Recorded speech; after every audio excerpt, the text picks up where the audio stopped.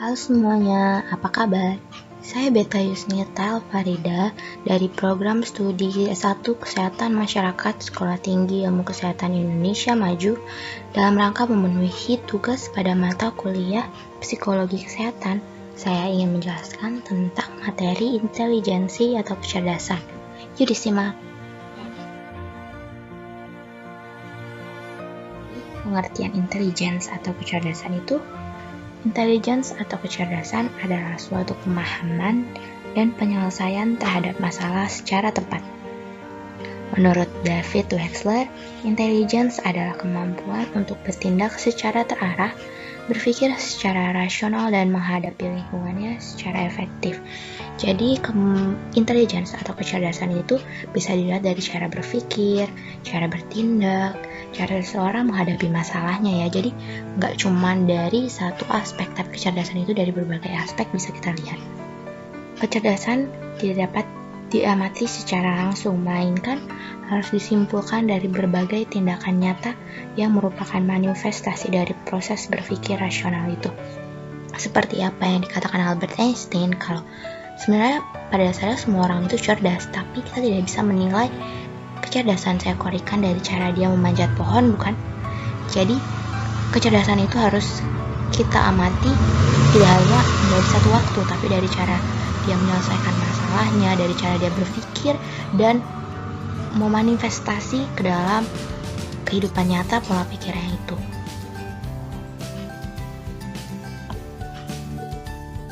Jenis-jenis kecerdasan.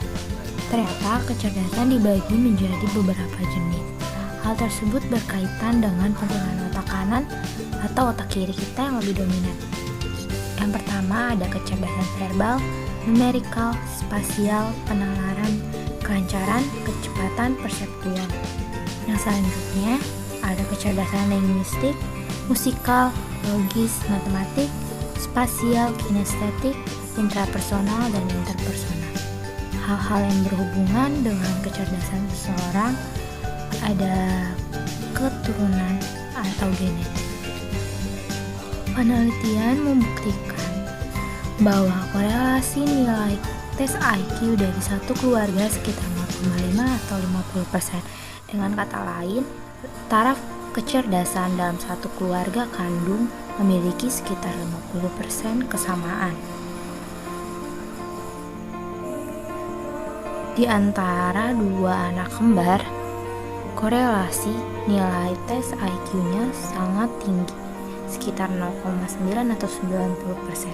Dalam hal ini berarti antara anak kembar, taraf kecerdasannya memiliki sekitar 90% kesamaan. Anak yang diadopsi, IQ berkorelasi 0,4 sampai 0,5 dengan ayah dan ibu yang sebenarnya atau ayah dan ibu kandungnya, dan hanya 0,1 sampai 0,2 dengan orang tua angkatnya. Lingkungan. Walaupun ada ciri-ciri yang pada dasarnya sudah dibawa sejak lahir, ternyata lingkungan sanggup menimbulkan perubahan-perubahan yang berarti. Perkembangan otak sangat dipengaruhi oleh gizi yang dikonsumsi. Selain gizi, rangsangan-rangsangan yang bersifat kognitif emosional dari lingkungan juga memegang peranan yang amat penting.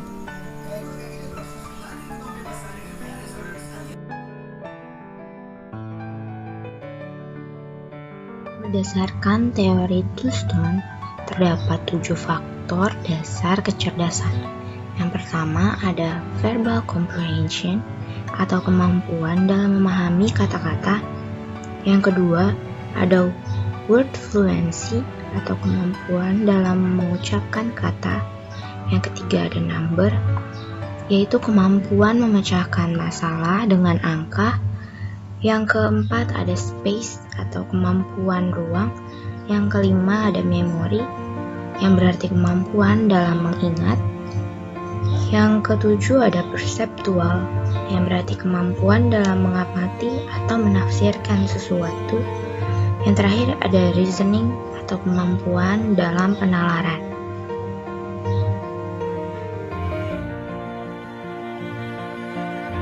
Intelijensi dan IQ. IQ adalah skor yang diperoleh dari alat tes kecerdasan. Kita juga pasti pernah melakukan tes IQ, bukan? Saat tes IQ, kita akan diberikan beberapa soal yang akan mengukur taraf kecerdasan kita. Tapi, IQ hanya memberikan sedikit indikasi mengenai taraf kecerdasan seseorang, yang bukan berarti orang yang menilai tes IQ-nya rendah dia benar-benar bodoh. Karena tes IQ hanya menggambarkan sedikit indikasi, tidak menggambarkan keseluruhan taraf kecerdasan seseorang.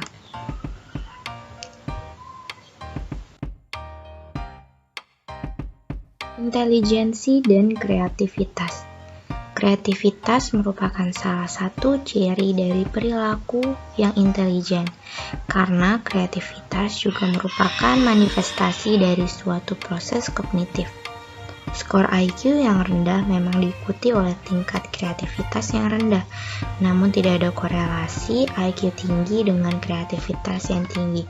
Yang bukan berarti kalau misalkan dia hasil tes IQ-nya tinggi, dia juga memiliki kreativitas yang tinggi ya, karena pada penelitian tidak ada korelasi yang berkaitan dengan hal tersebut.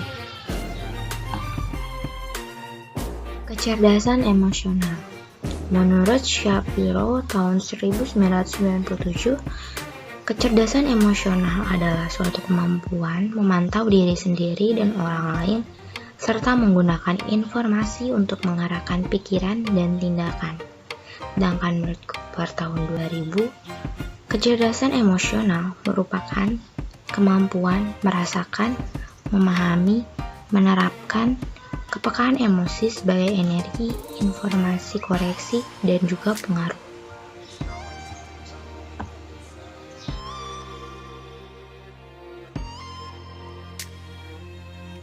Fungsi kecerdasan emosional yang pertama, mampu menyadari dan mengelola emosi diri sendiri. Yang kedua, memiliki kepekaan terhadap emosi orang lain.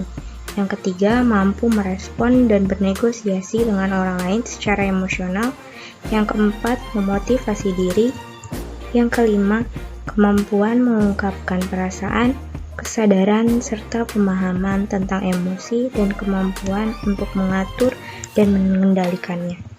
Yang terakhir, kemampuan mental yang membantu untuk mengendalikan dan memahami perasaan diri sendiri dan orang lain, yang menuntun kepada kemampuan untuk mengatur perasaan tersebut.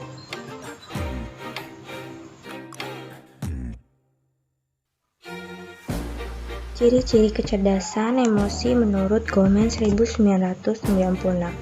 Yang pertama, mengenali diri. Yang kedua, mengelola emosi. Yang ketiga, memotivasi diri sendiri. Yang keempat, mengenali emosi orang lain. Dan yang terakhir, membina hubungan.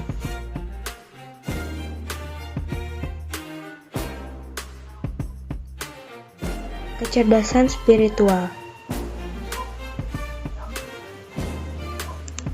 Spirit berarti keberanian, semangat, energi, dan juga tekad. Spiritual berarti makna dan nilai atau hidup bermakna. Kecerdasan spiritual berarti kemampuan memahami diri dan lingkungan sehingga dapat memaknai kehidupan, juga dikaitkan dengan Sang Pencipta.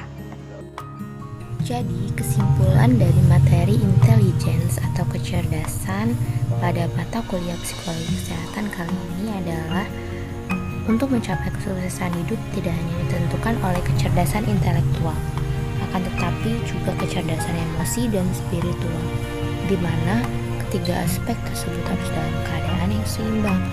Dan kecerdasan intelektual juga tidak hanya diamati dari satu sisi, tetapi juga dari berbagai sisi dan dari berbagai cara pandang dan pola pikir setiap orang.